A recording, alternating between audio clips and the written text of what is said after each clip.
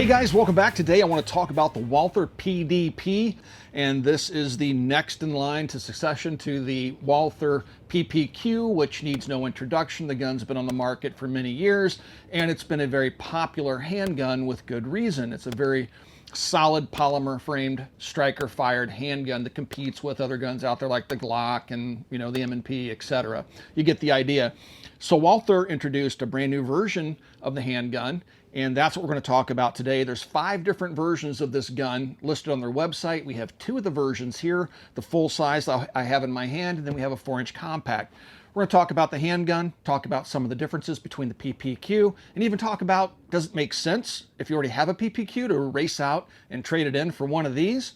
Well, that's what we're going to talk about in today's video. But guys, if you enjoy our content, please take a moment to like, share, and subscribe to the channel. A surprisingly small number of you guys that watch our videos actually click that subscribe button, so please do that for us. Also, comment down below. We love reading those comments, and we also respond whenever we can. With all that being said, let's get started with today's video. Guys, please swing by and check out Big Daddy Unlimited, BDU. They help support us here at the Military Arms Channel with products and things like that so we can continue to bring you content. There's a link in the video description down below that'll take you to the Mac blog and website. Please follow that link, and from there you'll find a link to Big Daddy Unlimited, and try them out just for 99 cents. You can see what they're all about. In essence, they're just like a big online store that has amazing prices.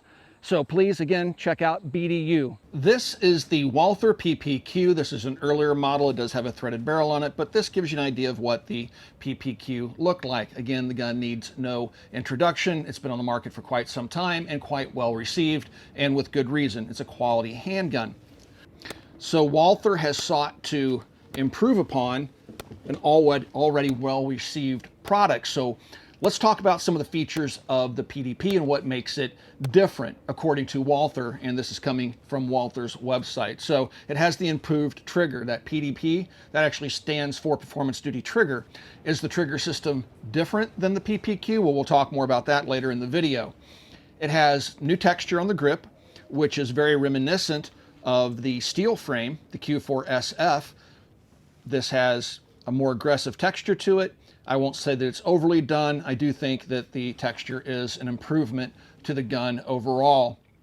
One of the biggest things that you're going to find with the new handgun is the really aggressive new slide serrations. And this is something I believe we pointed out in our gauntlet video when doing the PPQ. With muddy and wet hands, it was very hard to manipulate the slide. You're not going to run into that problem with the new slide serrations of the PDP.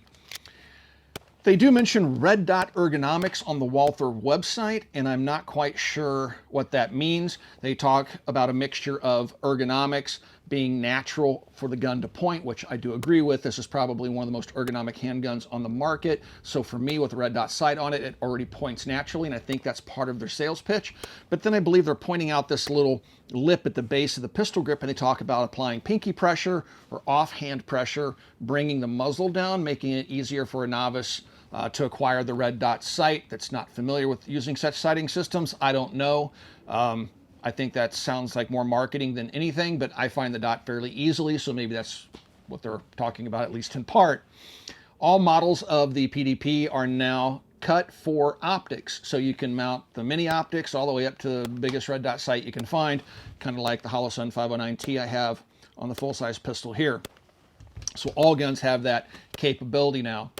If you do want to get a red dot sight, unfortunately, when you buy the gun, it will not come with any mounting plates. Like competitive products out there that'll come with 4 or 5 different mounting plates. This gun comes with nothing but a piece of paper and a QR code. You can scan this with your phone and get 1 free mounting plate from Walther. It took me about 2 weeks to get my mounting plate so I could put a red dot sight on the handgun. And then they say between all the different 5 models of the new gun, I have 2 of the 5 different variations. You can pretty much, they call it modular, swap the slides and barrels between all the frames and all this other stuff, and they call that their modularity. It's not so much talking about a trigger like in a SIG where you can pull it out and put it in different firearms. They're talking about the ability to basically take a longer slide and put it on, you know, a shorter handgun like this, and vice versa, again, between all different 5 versions of the handgun. They have a 4-inch compact, and all the handguns have a full MSRP of $649. They have a full-size 4-inch, and it's important to note when they're talking about compact versus full-size, they're talking about the grip frame. So if you take a look at the grip frames, the one here with the hollow sun on it has the large grip frame, or what they call the full-size grip frame, and then the one over here in my right hand that's bouncing, this is the compact grip frame. So that's a difference of 15 rounds to 18 rounds, and the full-size frame is just slightly longer. So we have a full-size 4-inch, so you have a 4-inch barrel, full-size grip frame. You have a full-size 4.5-inch, which have a 4.5-inch barrel, full-size grip frame, a compact 5-inch, so you would have a compact grip like this and a 5-inch slide and barrel. And then you have a full-size 5-inch, which would be this handgun with a 5-inch slide and barrel. So with all that being said, let's take a deeper dive and see just how different the PDP is from the PPQ. But that's a lot of P's. See how different it is from the PPQ, and is there really that much difference? So the biggest thing, well, there's 2 big things about the new PDP that I think is going to really stand out to people that are going to be looking at it, consider swapping their PPQ out for this, or finally getting into the Walther line of handguns for themselves, and that's the inclusion of a red dot sight cut on all models of the handgun, and these new slide serrations. But let's talk about this red dot sight mounting solution. So this is a little bit different than what we had seen Walther do previously. They have done slide cut guns in the past, as this PPQ I have on top shows, and that's an RMR. There are 2 screws holding the plate in place, very common, but when you take this plate off, when you look underneath it, it has no cuts in the slide that would support the red dot sight laterally. The sight sets deep enough into the slide where it's supported forward and aft, so under recoil forces, the sight's very well supported. But I thought it was rather unique that they didn't have any cuts in the slide that would help support that mounting plate laterally. So if the gun's hit sharply from the side, it won't knock that sight loose. Keep in mind, without milled lateral support, the only thing holding the sight on the gun are those 2 little tiny screws that typically only get 3 or 4 threads that bite into the slide before they bottom out, and everything's, you know, tight. So relying on those 2 little screws might be a concern for some. I see people talking about it on the internet. With the original gun, they actually made cuts into the slide that would support that mounting plate laterally, so you don't have to worry about, you know, hitting the sight too hard and perhaps breaking one of those screws off or losing 0. How much of a problem that is, I can't really say, because I'm not going to go out and beat this thing against a tree, at least not today. So I just wanted to point that out. I just thought it was odd that Walther would choose not to do that lateral support for the rear, or for that red dot sight. Now, it's also important to note that I've already pointed out that you have to scan that QR code to get your one mounting plate from Walther, but there is another company out there called CH Weapon Systems that is already making mounting plates for these guns, and if I'm not mistaken, they might also be making the factory mounting plates. I'm not sure, it's a rumor I've heard, but if you have a specialty sight like the 509T, CH Weapon Systems does have mounting plates that are available out there. So you can put the little new micro dots on there all the way up to a Delta Point Pro. The slide serrations are going to be the next biggest issue. When you take a look at the original PPQ, the slide serrations are anemic at best.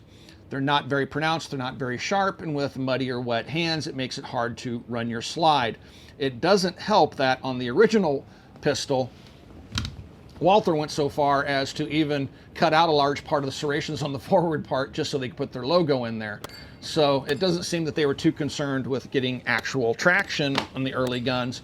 Obviously, enough people complained about it that they added these new serrations, which I think is a definite bonus. But in adding the serrations and making the gun look physically bigger and blockier, what's interesting to note is if you weigh the slide between this and the PPQ, both of them being the 4-inch slides, this new slide with the more aggressive slide texturing is actually a little bit lighter in weight. So it's not heavier. It doesn't really change the balance of the gun whatsoever. The grip is very reminiscent of the Q4SF, the steel frame, which we've done a video on. You'll notice that the grips look very, very similar, and it looks like that's the way Walther's moving in terms of grip texture. And again, I'm going to say I like it. I think it's very good. It's not overly aggressive. I don't think it's going to be like sandpaper against skin if you're carrying it inside the waistband. I think that it's a nice improvement. Not a major improvement, but a nice improvement. We now have this 1913 rail that's present on all models. You know, if you have a longer dust cover, you get an extra T-slot. But so you have that 1913 rail section down there that will allow you to mount lights and other accessories. Now, what's really interesting to note is that they've really not changed much between the PPQ and the PDP in terms of components. And if you take a look at the slide stop, for example, it's the exact same slide stop, which is ambi, that's present on both sides of the gun. You'll notice that the magazine release is in the exact same spot. Everything looks pretty much the same with just the more aggressive texturing on the slide, and that's because everything pretty much is the same. You can take the slide off the PPQ and you can put it on the PDP and vice versa, and they'll fire and cycle just fine. Also looking inside the trigger components and things like that, without doing a deep dive and ripping the guts out of the guns, it looks identical on the inside, it being the PDP versus the PPQ. So all the controls, the ergonomics are going to feel very familiar to you if you're already a PPQ user. You're just going to find that you probably have a little bit better texturing, and you know, all the other fire controls and stuff like that, mag release, are the same. The guns also have the ability to use Glock sights, which I think is a major improvement. So when I put this 509T on here with the CH Weapon Systems mounting plate, I wanted to be able to have a co-witness my iron sights. So I ordered some Glock suppressor height sights, dropped them right on the gun, and they fit perfectly. So that's actually a pretty nice change as well, being able to use those Glock sights because there's just so many of them out there. It's also worth noting that the magazines for the PDP and the PPQ are the same magazine. There is that backwards compatibility, so there aren't special magazines to buy. And that goes into all the controls and everything really being the same inside of the gun. The biggest difference is really that trigger. So the original PPQ had a pretty good trigger for a polymer frame gun of its time. Is there really that much of a difference? Well, in a previous video, we were talking about the PPQ, and I was reminiscing saying, man, I thought the earlier PPQs had better triggers than the current production guns. And so this gun does have an improved trigger over the original PPQ, but it's still not like a match grade trigger by any means. So I'm gonna go ahead and make sure that the weapon's empty here really quick. You can see the trigger at full release. We have the inertial safety in the middle of the trigger, just like a Glock. When you start to apply pressure, it's a little bit creepy, stagey, and right there it clicks. I could hear it and feel it, and now I'm up against that shelf, and now the sear will break if I push past it. If I cycle the action, this is what the reset looks like. Right there is reset, so a very short reset, and then that's full release. I'll do that one more time. You'll see the trigger it's kind of creepy, stagey, and it clicks, and then it hits that shelf. Very clean break. And then watch this reset. Right there. That's reset. That is a very short reset on that trigger. And then that's full release. I would agree with Walther that the trigger is probably one of the biggest improvements, and then the second biggest improvement is those slide serrations, which really set it apart from the PPQ. Let's talk about that modularity that Walther brings up on their website. Again, this isn't the modularity you might be thinking of in terms of something like a SIG P320 where you can take the trigger mechanism out and move it between grip modules. This is the ability to move slides and barrels and frames around between the 5 different variations of the gun that are available through the Walther website. Let me show you what I'm talking about. So this is the 4-inch barreled compact version of the handgun. Going to go ahead and field strip it here really quick. Take the slide and barrel off. This is the 4.5-inch barrel full-size handgun.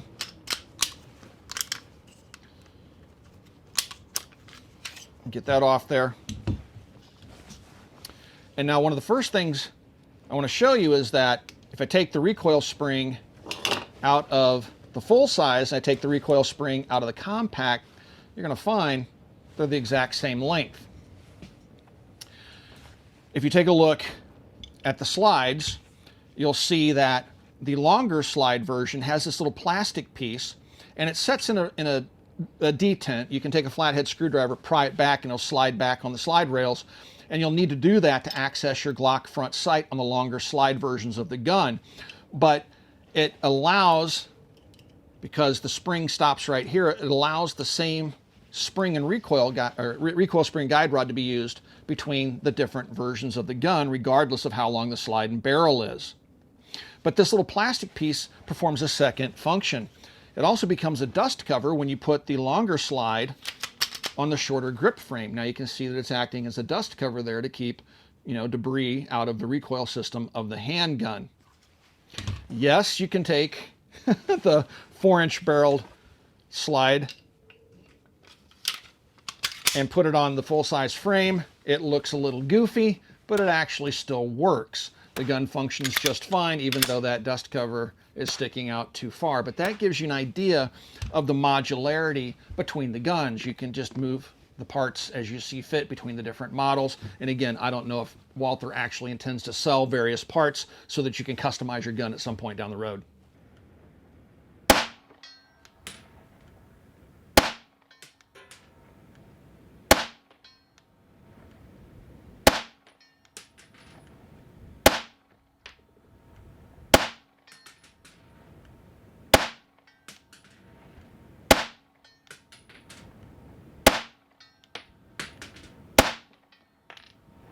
All in all, I'm going to say that the new PDP is a modest upgrade to the original PPQ.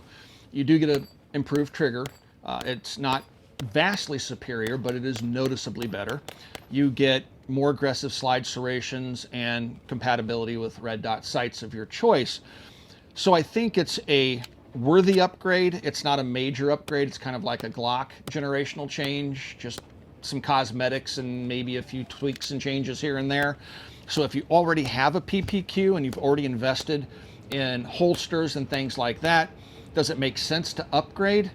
In my opinion, it really doesn't. If you're already used to using your PPQ, you already have the hardware for it, holsters, things like that, it really doesn't make much sense unless you have a need to switch over to a red dot sight, or if you want to get the Glock sights, you want that functionality, something like that.